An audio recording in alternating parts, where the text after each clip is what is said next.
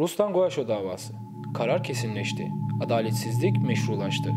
Ruslan Goaşo'nun 16 Ekim'de görülen davasında 11 yıllık ceza kararı kesinleşti.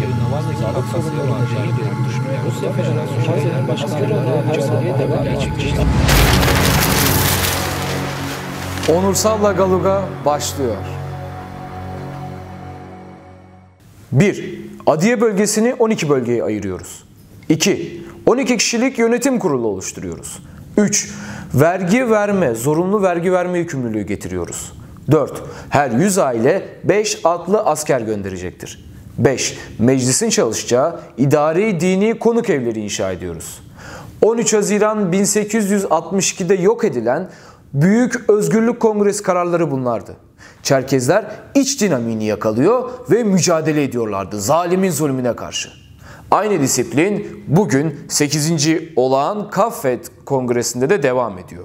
402 delegeden 246'sının katıldığı, 188'inin oy kullandığı, 156'sının ise nerede olduğu bilinmediği Ankara'da. İnanamıyorum.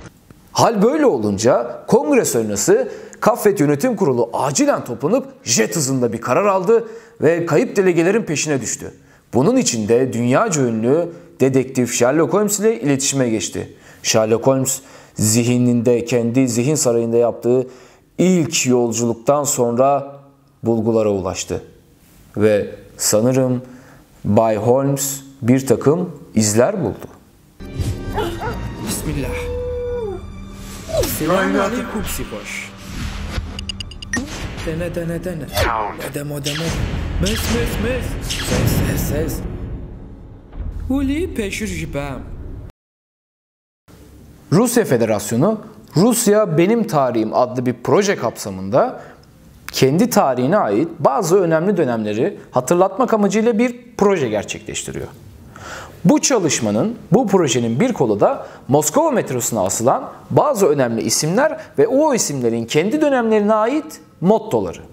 Bu isimlerin içinde bizi yakından ilgilendiren birisi de var. Ve hatta bu isim kendi döneminde yaşayanlar için çok da temiz şeyler ifade etmiyor. Mesela 1. Alexander diyor ki kalbi çizmesi kadar kara. 1. Nikola ise hiç güvenilmeyecek birisi olarak nitelendiriyor. Hatta Mareşal Tolly'e göre kendisi saygın ama sahte ve düzenbaz. Fakat tüm bunlara rağmen Rusya kendisini, bu adamı 1812 Vatanseverlik Savaşı kahramanı ilan ediyor. Bize göre mi? Bize göre zorbanın teki.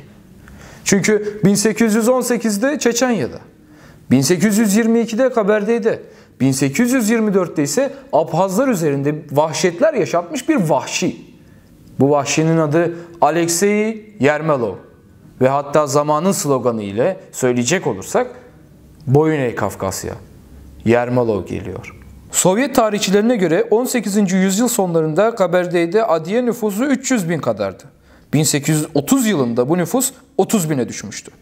18. yüzyıl sonu ve 19. yüzyıl başlarında Bulkalov, Glazenap gibi Rus generaller yüzlerce adiye köyünü yaktı. Çoluk çocuk, kadın, yaşlı demeden insanları öldürdü. Bütün bunların üstüne bir de veba salgını ile binlerce insan heba oldu. Bazı tarihçilere göre veba virüsünü de Rus generaller Kabardey'e özellikle getirmişlerdi.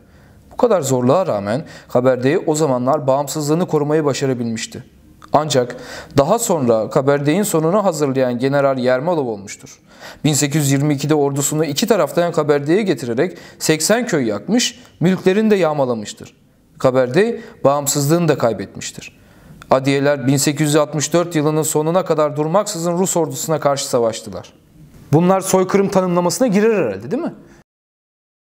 Beşiktaş Deniz Müzesi'nde Şamil Eğitim ve Kültür Vakfı bünyesinde Kadim Çerkez El Sanatları ve Günümüz Uyarlamaları sergisi bu sene 5. kez düzenlendi.